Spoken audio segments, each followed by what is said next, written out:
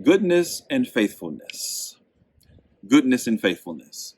Now, these are two words that are deeply embodied in our story today. Another story, would you believe it, about a widow.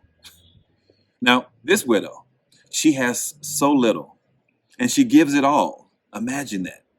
Now, do you think this was the first time that she was in the temple giving? Probably not. Was this her first expression of faithfulness to God? Most likely not. She has had experience with giving and being the fruit of the Spirit that we're talking about today. Those fruit being goodness and faithfulness. Now, here's what I think about this story. It calls me to a place of wonderment. Wonderment about those times in our lives when we have to remind ourselves that this work of being the fruit of the Spirit, it requires us to give our whole selves.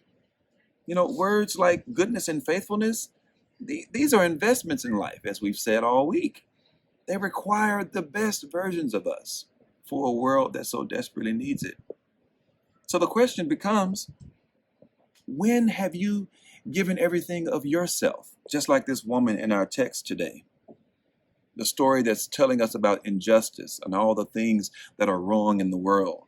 How the wealthy are giving so little when they should be giving so much more. When those who are venerated leaders in our community, who have so much power, don't use that power for the least among us. This story is calling us all to account, to do better, to be better, no matter what our power is, no matter what our place in life might be, whether we've got money or no money or some money, it doesn't matter, no matter what we've got. The story is telling us to step it up, step out for love, to give of ourselves. So then the question becomes, when have you given of yourself? When have you given everything?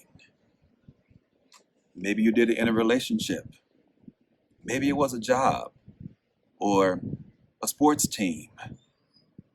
Maybe you gave it to a friend, someone you just met on the street. You gave yourself in a tender, loving, peaceful way. When have you given so much that you felt that you had nothing left to give? Now, you may have your own examples. I know I have mine. And no matter what they might be at this moment, I think we must each ask ourselves, what does a life of goodness and faithfulness look like when we've given so much? When we do so much in a world that's asking for so much more? How can we keep that goodness? How can we maintain that faithfulness to love? Well, I think it's wrapped up in the idea of seeing ourselves as the embodiment of God's love. We don't do this for reputation. We don't do this for kudos. We don't do this for credit. We don't do this for a checking off of a box. We do this because we are the embodiment of God's love, which means we must do these things. We don't do this because there are rules to follow. We don't do this because there are sets of instructions to achieve or go after.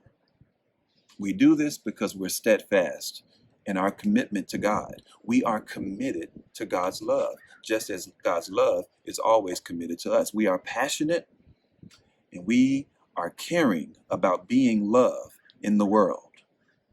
Faithfulness challenges us to be someone that others can trust. And goodness calls us to embody God's good faithfulness in this world. So, for all of us this week, as campers, as we go about this work of goodness and faithfulness, let's be consistent. Let's be dependable. Let's be predictable. Let's find comfort in knowing that we are not the only ones committed to this work. We do this because Spirit calls for it. She cares for us and she's concerned about us enough to ask for it.